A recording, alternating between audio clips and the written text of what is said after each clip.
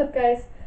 So sorry I am so far away, but like if I was closer like this, I would look like a ghost. I mean, I still look like a ghost here, but like not as bad. You get what I'm saying? Anyways, so today we're gonna talk about dating. This is gonna be a whole new series that I'm doing. I'm talking about relationships, natural birth control, all kinds of the hot topics that everybody asked me. So I figured I would just do. Also, all this crap right here, over here, whatever back here, is like my snacks and stuff. So let's just take a moment. And yes, I'm in a different area. I'm in my parents' house. Anyways, so let's talk about dating. What is the point of dating? Dating is whenever you have, it's like a time where you're evaluating a person to see if you want to spend the rest of your life with that person. So, one of the things I do recommend is from the Bible app. They have all these like different like really great plans that you can read. And one of the plans that I did read is Dating in the Modern Age. Again, I'm going to say that again. Dating in the Modern Age. They have like the greatest quotes, apps, everything, every source of information. They have the greatest stuff for it. And I ended my last video with talking about praying for your future husband. So then like what if the person, so then this is like this part 2 where like what if God brought this great person into your life, like is he the one that you've been praying for, etc., etc. So this is like the second part of what I was doing. So let me find, okay, in the YouVersion app, this woman or guy, whoever created this plan to read, said, I would submit that dating in our modern process of evaluation. Dating is discerning whether you want to spend your life with a particular person, which is like the greatest thing I've ever read in my life. Okay, I'm gonna read it one more time just so you get it. I would submit that dating in our modern I would submit that dating is our modern process of evaluation. Dating is evaluation. So you're dating, and like the time that you're dating, you're evaluating to see if you want to spend the rest of your life with that person. Dating is discerning whether you want to spend your life with a particular person. Okay? When you date another person, the goal is to grow together so you can encourage, challenge, and shape each other. In the process, you will adapt, change, and sacrifice. It won't always be easy or like the romantic depictions you see in Hollywood films, but you will be assured that the journey will be worth it. So, you will have to challenge, shape, and encourage the person. And you will also be challenged, shaped, and encouraged. And it won't be easy, but it will be worth it in the end. In dating, you are looking for a person to love, not a product to consume. So your selection process must be rooted in transient characteristics like looks, charm, or wealth, because the characteristics fade over time. If your marriage is built on service characteristics, you will have no hope together of a lasting future. So if you're looking for a product and not a person, you will not have a successful and happy marriage. And then also, a majority of your marriage will not be spent having sex but hanging out together. You will find your mate interesting. You should have life and career goals that point in compatible directions. Some compromise is essential, but too much, and you both end up frustrated because you're unable to fulfill your mission in life. Right? Okay, I'm going to keep going because these are like the greatest quotes, and they're going to be talking about everything that I'll be talking about in this video. Okay? The Bible recognizes value in physical attraction. Read Song of Solomon. They have all kinds of quotes about that. I might post that on my blog. I'm not 100% sure. It is a factor in building a relationship, but it does not determine if you should be with someone. Again, the Bible recognizes value in physical attraction. It is a factor in building a relationship, but it does not determine if you should be with someone. Obviously, that is what we all age and external beauty or health fades. So be smart. It is much easier to contemplate these issues before the wedding. Considering all these points will discern whether or not God has ordained a relationship.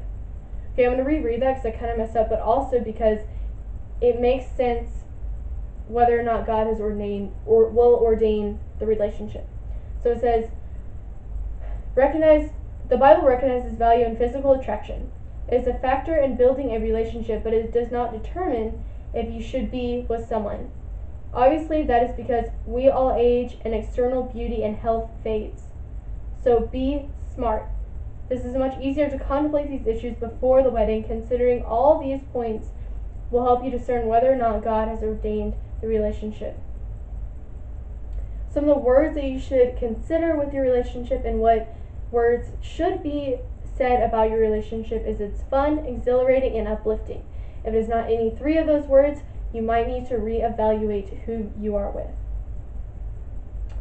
Much of the distress today has been caused by the lack of intentional dating processes. Notice I say process. The word implies movement. Dating should be a series of actions toward a predetermined end. It is not a status you sit in without any kind of momentum. It is meant to be a process of evaluation that has an ending point, a destination called marriage. Okay, so that is the point that I'm trying to make. Your aim to bless the person, not simply to impress. Okay, so dating is not to impress the person. You are dating with someone, maybe on the first date you might want to impress them and like look cute and like have all this cute stuff, but the point of dating is to not impress, it is to bless. It is to make someone blessed and happy that you're with them. You get what I'm saying? And the Bible doesn't say that dating, sex is bad. Sex is like one of the greatest things God has created. However, in like the dating world, it will misconstrued and fog up your thoughts on the person. And on the quotes that I just read, it says that you need to discern that before the marriage. You need to make sure that the person is someone that you can spend the rest of your life with before the marriage. And if you are dating them and just like screwing all the time, you aren't going to be able to understand fully who the person is, and you aren't going to be able to see their personality perfectly. And I'm not saying like if you've been together for like 8 years and you're having sex, like it's a bad thing. I don't even care if you have sex while you're dating. I'm just letting you know what the Bible says and why the church says to not have sex before marriage. Because sex before marriage will misconstrue your thoughts on the person, and the reason why they like connect it to the fact that a lot of people a lot of married couples end up getting a divorce and ending in divorce because they're having sex before marriage. They kind of like connect the two, because whenever you're having sex, you're filled with lustful thoughts and you aren't paying attention to all the like bad things that the person is doing, or personality traits that don't really fit yours and don't really work with yours, because you're so consumed with lustful thoughts and their body and how hot they are and all this stuff. And I'm not saying that whenever you aren't having sex you can have lustful thoughts, because that's a complete lie. You will always have lustful thoughts for a person, basically, because you love them and you think that they're hot and like you're like, oh, you're so cute, oh my god, I love you so much. Like that's that's what your thoughts are gonna be, obviously, because you love them so much. That's why you're dating them. However, you need to make sure that this is a person that you want to spend the rest of your life with.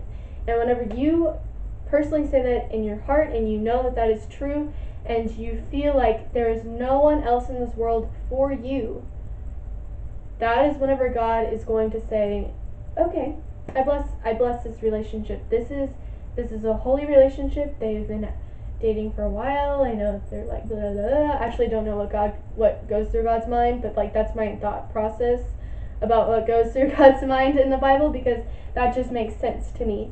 And if you're married, like, you're going to not always be having sex, which is the reason why there are lots of divorces happening, because whenever they were dating they had sex all the time and they just kind of like had a lustful relationship, but then whenever they actually started married, or like their marriage and their life, they realized that that person they don't really love anymore, because they kind of like lost their lustfulness for that person. Does that make sense?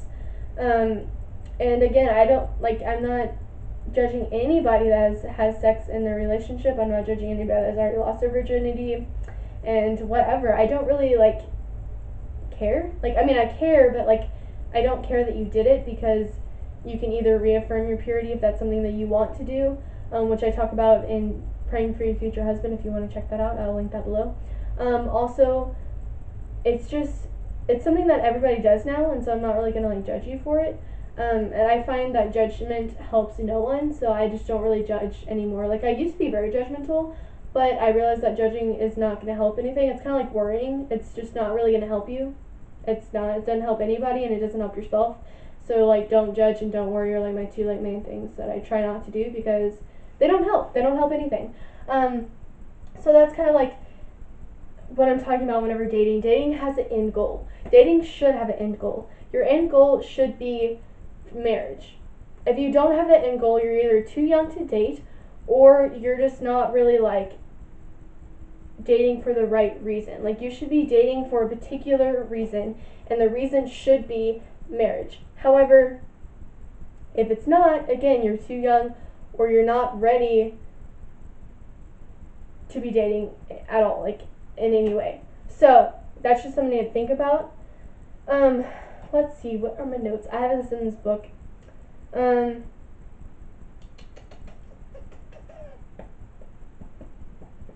Okay, so that's basically what I was going to say in this video, and I was just kind of reading through my notes to make sure I had everything. But again, purity in a relationship is not something that people talk about now. A lot of people try to say hush hush, especially if the person is into their faith and into what they're doing, and or try to look like they're into their faith, and they're one of those fake faith people where they're oh, I never have sex, I've never done anything, but then last week that she was banged a guy. That is something that happens a lot in relationships, and that's why I don't see the point in judging people, because that's why they don't say that they've had sex, and that's the reason why they aren't open with the relationship and who they are, because if they aren't open with other people, they obviously aren't going to be open with other their significant other. So also, I say that you need to make sure in a relationship that you have set boundaries and you have set goals. So your goal might be let's not ever have sex, or your goal might be by this point I want to be living with you and I want to be engaged, or have kind of a set goal so you know what y'all both are striving to have. And I'm not saying have a deadline, but have a goal in mind, so that you know that what you're doing is some great form or evaluation, and you're not just wasting your time. Because if you just don't have anything or any goal, or that you want to get married, then you just kind of have you feel like you're just lollygagging in the relationship, and you aren't really going to get anywhere. Which is why I find it important that you find a goal. Also, I find it important that you set boundaries. Boundaries kind of let the other person know, I'm not going to go past this, especially if you have lots of sexual abuse or abuse in general. It's important that you set boundaries so that way the other person doesn't trigger you, and also so that way he understands what you're going through, what you have gone through, and just y'all understand each other better. And y'all have to be extremely clear in a relationship, for both male and female. You have to be extremely clear with your partner, so that way they know exactly what you want, and they know what you want to get out of the relationship, and you know what they want to get out of the relationship, and all of that. And I'm not just saying for you personally to give them your sorry, my phone keeps going off. And I'm not saying that you just need to give them your perspective. You need to listen to theirs as well. You need to be just as considering and loving to them as you would want them to be to you. The golden rule, love others as you would have them do unto you, that is something that I find extremely important in dating relationships, because that is how you want to be treated, and so they're going to reciprocate what treatment you give them. And if they don't, you also need to reevaluate your relationship, and you can do that by talking to the person, or you can do it by like getting them out of your life, or you can just do it basically just by talking to them or talking to God, praying about it for a while. I recommend praying about it for a while, then talking to them, then if they still don't change or something or other like that, then getting out of the relationship. What else talking about dating? Oh, and to explain like the sex thing further, which makes a lot of sense, I read that in this like little app thing. They said like whenever you're single, you're one person, so you should not be having sex because shouldn't be creating one body with two people whenever you're single, because at the single moment it's actually the most beautiful, because you should be so involved in Christ and so involved in his love that you shouldn't really need another person. The second like thing I'm talking about is whenever you have two people, and you should not be having sex because you should not be becoming one. Again, it's like the same thing as a single relationship, because God has not christened that relationship. Now, one of the last things I wanted to talk about whenever it comes to dating is you should not ever put your love and hope and your complete wholeness into that person, because God is the one that's going to do that for you.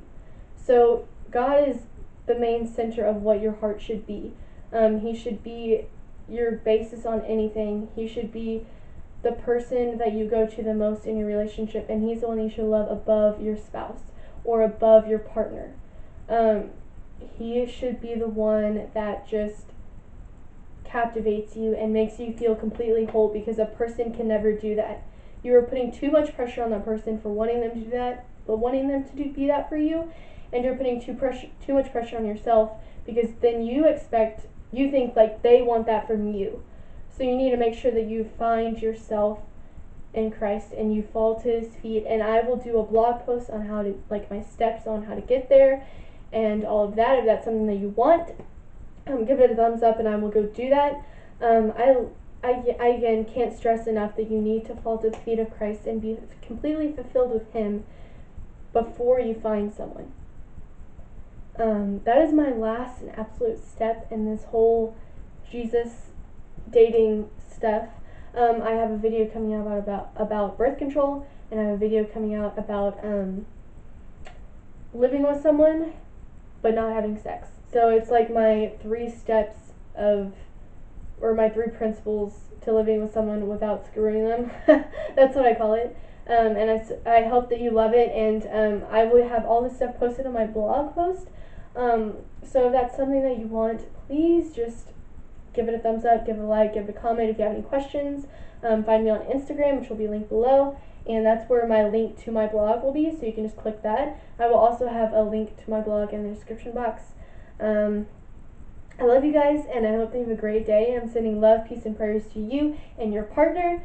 And if you want to stay tuned to the rest of the series, they will be posted, I think it's like, I'm going to post it like every other week. And it's about just relationships in general. There are going to be like 3 or 4 videos just on relationships, because I get a lot of questions about it. And so I figured I would just answer them. And I love you guys so much. Sending love, peace, and prayers to you and your significant other, your spouse, or your partner. And I hope that you have a lovely, lovely, lovely day. Bye, guys.